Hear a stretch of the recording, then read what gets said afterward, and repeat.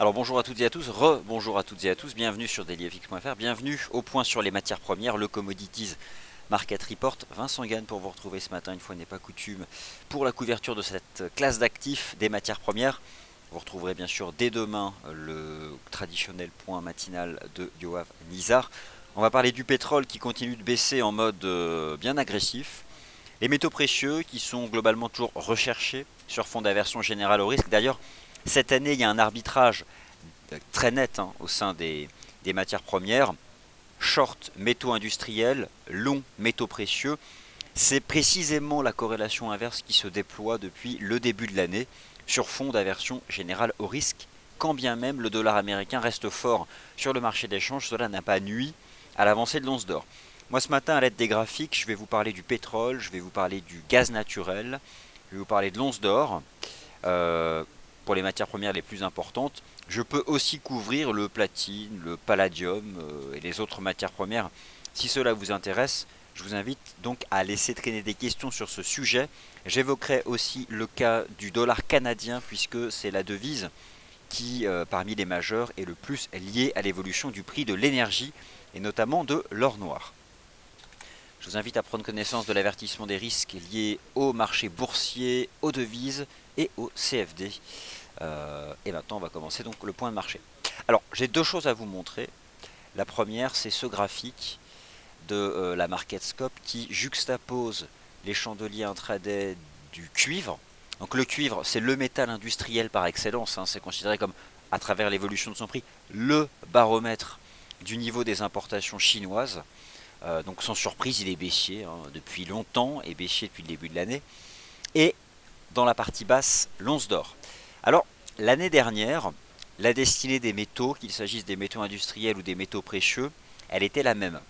Parce que justement, le ralentissement économique chinois faisait que le prix était sous pression du ralentissement du niveau des importations chinoises. Cette année, la dynamique change. Pourquoi? Parce que l'aversion générale au risque se déploie sur les marchés financiers. Les actions internationales sont fermement vendues, toutes zones géographiques confondues, ce qui change la donne au sein du compartiment des métaux, au sein du marché des matières premières, et notamment depuis le 31 décembre 2015, en fait depuis le 1er janvier 2016.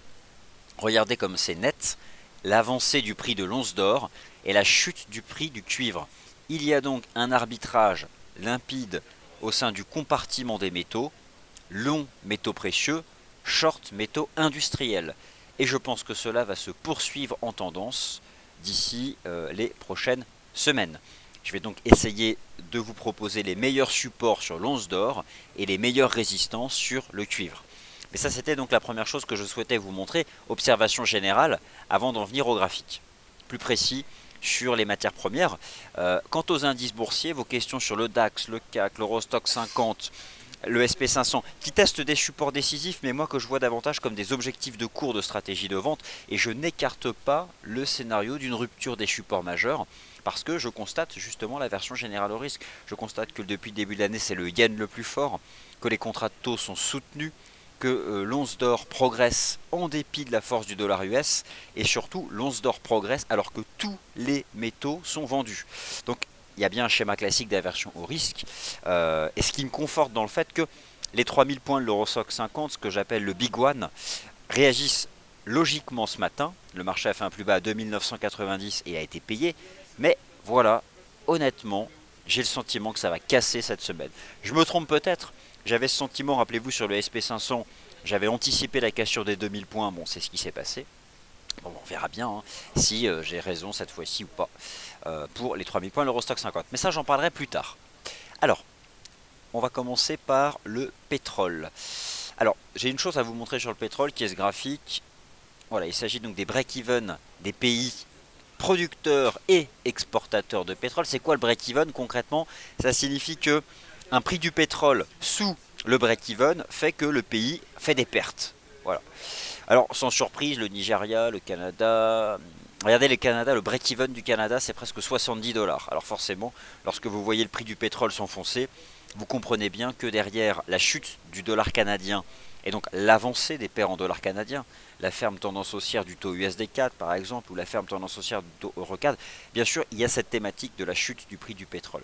Il y a encore quelques pays qui s'en sortent au niveau actuel, l'Irak, bon, l'Arabie Saoudite, le Koweït, en tout cas voilà, des choses ici qui sont susceptibles de vous intéresser, les break-even des pays selon le prix du baril de pétrole. Le pétrole, parlons-en. C'est baissier, plus que jamais baissier. Les divergences, s'il y en a, ne font que ralentir la baisse. Une divergence permet de travailler le rythme du marché, et parfois cela indique simplement que le marché baissera moins vite, ou montera moins vite. En l'état, en données 4 heures, Lucas Oil, que vous avez sous les yeux, a cassé le 6 janvier dernier. Le 6 janvier dernier, sur cette bougie japonaise en données 4 heures, cassure des 36,20 dollars.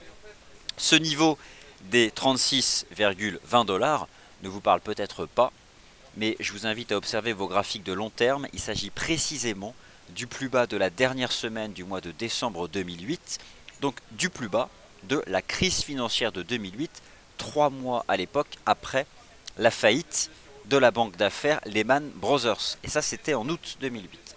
C'est un signal de vente qu'a donné le prix du pétrole le 6 janvier dernier en cassant ses plus bas de 2008.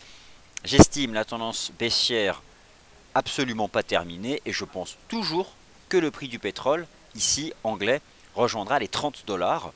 Alors de quelle façon, à un moment ou un autre, aucune idée, hein, pas de boule de cristal, mais le principe c'est que en défendant cette anticipation baissière, je vous invite à vous intéresser au niveau de résistance. La première d'entre elles se situant donc à 34,71 dollars ici sur Lucas Oil. Le pétrole brut US, lui aussi reste fermement baissier. La première résistance sur l'US Oil se trouve à 34,25.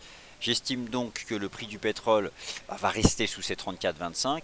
Sur le court terme, le marché construit un range entre quoi? Entre 32 et 34,25.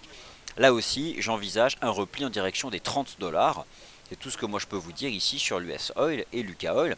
On est actuellement sur des niveaux de support, mais je n'accorde strictement aucun crédit.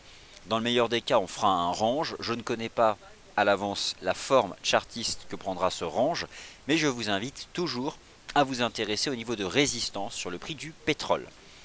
Quant au gaz naturel, la situation technique est différente. Pour quelles raisons? Tout simplement parce que ces marchés n'ont rien à voir au niveau des fondamentaux. Donc ne vous étonnez pas que l'un baisse et l'autre monte à court terme. C'est pas le même marché, c'est pas les mêmes producteurs, c'est pas les mêmes consommateurs. Donc ça ne se compare pas. Et ce n'est même pas la même saisonnalité. Alors, le prix du gaz naturel se renforce depuis la mi-décembre.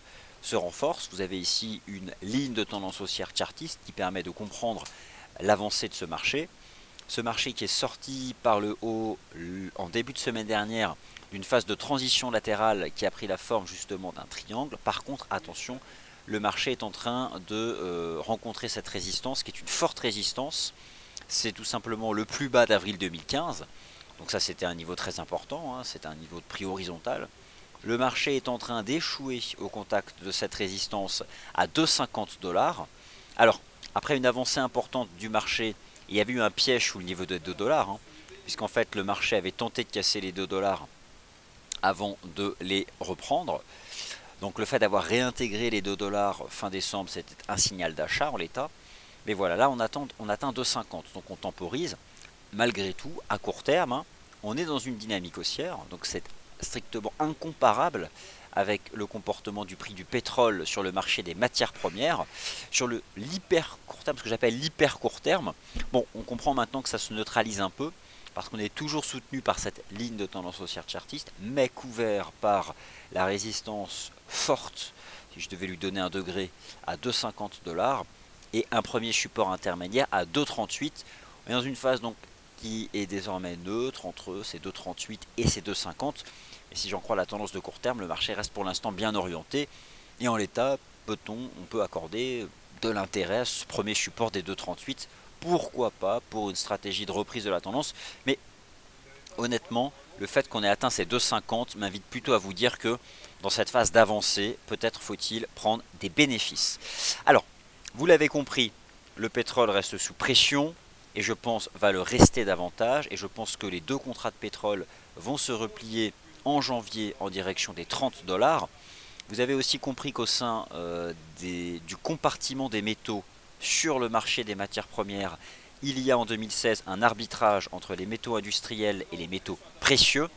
Les métaux précieux sont achetés, les métaux industriels sont vendus. Les métaux précieux et l'once d'or, donc l'once d'or qui suit une dynamique haussière depuis le milieu du mois de décembre et une dynamique haussière forte depuis le début de l'année 2016, quand bien même le dollar US reste fort. À court terme, le marché atteint 1115 dollars et je pense qu'à court terme, on rentre dans une phase de transition latérale. Alors, c'est comme ça que souvent les mouvements se font sur les marchés financiers, hein, c'est-à-dire que on ne monte jamais en ligne droite où ça ne dure pas longtemps, on ne baisse jamais en ligne droite où ça ne dure pas longtemps, on finit par rentrer dans des phases de range. Et bien à court terme, j'ai le sentiment que le prix de l'once d'or rentre dans une phase de range. Je n'en connais pas la forme à un stade précoce, mais j'estime que le prix de l'once d'or reste haussier tant qu'il se maintient au-dessus des 1088 dollars. 1088 dollars, premier support. C'était le point haut du 4 décembre qui a été dépassé justement le 6 janvier. Ce qui est intéressant, c'est que le 6 janvier dernier, le Brent cassait ses plus bas de 2008 et l'once d'or franchissait une résistance. Donc on est toujours dans ce qui est ici sur le marché des matières premières représentatif du schéma de la version générale au risque, à savoir ce mouvement vendeur général des actions internationales, qu'il s'agisse de Wall Street, des places boursières asiatiques, du marché de Londres ou des places boursières zone européenne.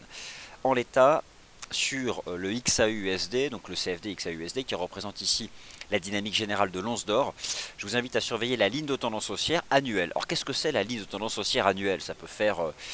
ça fait l'impression que c'est quelque chose de fou. Mais non, c'est simplement la ligne de tendance haussière qui existe depuis le 1er janvier 2016. Donc voilà, l'année elle vient de commencer, c'est la ligne de tendance annuelle, quoi. Voilà, c'est tout simplement ça. Donc, je la surveille, cette ligne de tendance haussière. Je ne sais pas si elle va tenir, j'en ai strictement aucune idée, mais je la mets en évidence. Je pense qu'on va rentrer dans un range, peut-être un triangle au-dessus des 1088, 1090. En fait, bon, pour parler simplement, il y a un seul niveau de support qui m'intéresse pour une stratégie d'achat, c'est 1090. Voilà, tout simplement. 1088, 1090, c'est le seul niveau de support tangible qui me semble intéressant sur le métal jaune pour prendre cette tendance haussière depuis le début de l'année. 1090 dollars, c'est tout ce qui va m'intéresser. Le cuivre maintenant. Alors le cuivre c'est le contraire. Le métal jaune progresse, le cuivre s'enfonce. Le métal jaune casse des résistances. Le cuivre, baromètre du risque sur le marché des matières premières, casse des supports. Le cuivre a cassé le niveau des 2 dollars. Ça c'est intéressant. C'est un chiffre rond. Ça a son importance sur les gros niveaux chartistes. J'estime donc que le cuivre est sous pression sous cette première résistance entre 2 dollars et 2,01. Voilà, 2,01 c'est aussi un... Alors 2 c'est un niveau rond, 2,01 c'est un niveau chartiste. Et j'estime donc qu'il faut privilégier les stratégies de vente du cuivre tant que ce marché se maintient sous la zone résistante des 2,201. Pour résumer, il y a une résistance entre 2 et 2,01 sur le prix du cuivre. Il y a un support sur l'once d'or à 1090. C'est ce qui m'intéresse pour prendre l'ensemble de ces mouvements. Alors comme promis, j'ai dit que je m'exprimerai sur le taux de change USD-CAD. Attention, il y a une contradiction négative de momentum. Il ne faut pas, je pense, utiliser le support des 1,4112 pour une stratégie d'achat. C'est un mauvais support, en tout cas c'est ce que suggère ici l'étude chartiste de l'indicateur technique RSI en données 4 heures. C'est donc un mauvais point d'entrée du fait de cette potentielle divergence. Attention donc, je pense qu'il ne faut pas acheter les 1,4116, mais laisser peut-être le cours consolider davantage, dériver à plat, pour revenir chercher la ligne de tendance haussière qui attrape le plus bas du 4 décembre et le plus bas du 3 janvier. Donc voilà ce que je pouvais vous dire sur le USD-CAD. Le timing n'est pas bon ici pour une stratégie d'achat.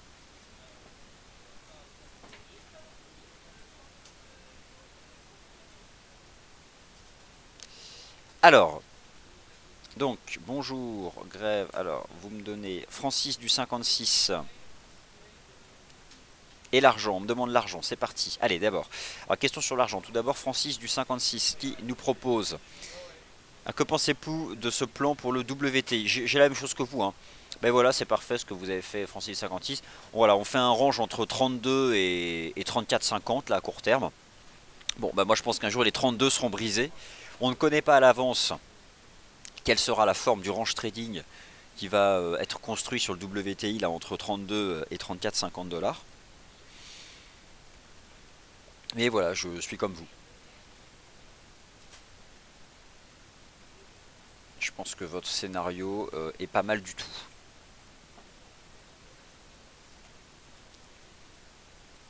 Tout à fait, donc l'or a cette dimension refuge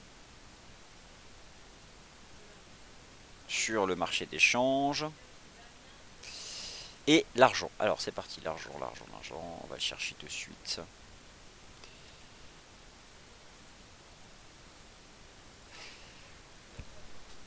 Alors, l'argent ne bénéficie pas du même statut que l'once d'or. Et d'ailleurs, ça me conforte dans le fait qu'on est vraiment dans une phase d'aversion générale au risque. L'argent, il est traité comme la plupart des autres métaux.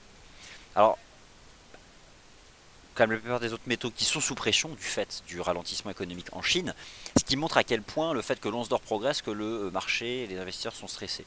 Donc l'argent ne bénéficie pas du même statut, c'est un fait. Ce marché est complètement neutre depuis le début de l'année, entre 13,60 et 14,60. Vous avez un range trading qui est assez limpide, et actuellement on est en plein cœur du range, donc il n'y a rien à faire. Techniquement parlant, voilà, vous avez votre range trading. Euh, c'est intéressant parce qu'on voit que les métaux industriels sont baissiers, le métal jaune est haussier. Attention, le seul support qui m'intéresse c'est 1090, c'est tout. Pour prendre la dynamique, on est à 1099 là. Et l'argent est dans une situation intermédiaire. Il n'est pas baissier comme les métaux industriels, mais il n'est pas haussier comme les métaux précieux.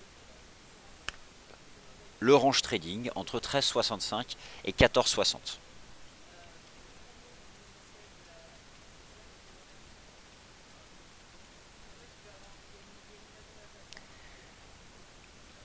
Voilà, bah écoutez, je pense avoir répondu à l'ensemble de vos questions sur les métaux, sur les matières premières.